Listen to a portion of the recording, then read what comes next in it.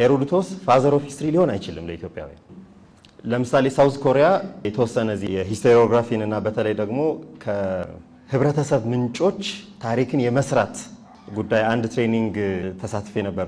በጣም ኢምፖርታንት ትሬኒንግ ነበር። እዚህ ታሪክን የመጻፍ ትሬኒንግ ነበርና እሱ ላይ የደቡብ ኮሪያን ታሪክ ሲጽፉ ሄሮዶቶስን ተርም ያደረጉት ሄሮዶቶስ የሚባል የግሪኮች የታሪክ አባት ብለው ነው የጻፉት።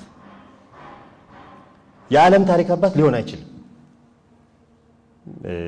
ስፔሻሊ እንደው ክርስቲያን ብሉይ ኪዳንን ላነበቡ ሰዎች የሙሴን መጽሐፍ ላነበበ ሰው ሄሮዶቶስ ተማሪም አይሆንም ለሙሴ። ያው የዘመን ርቀቱ ማለት ነው።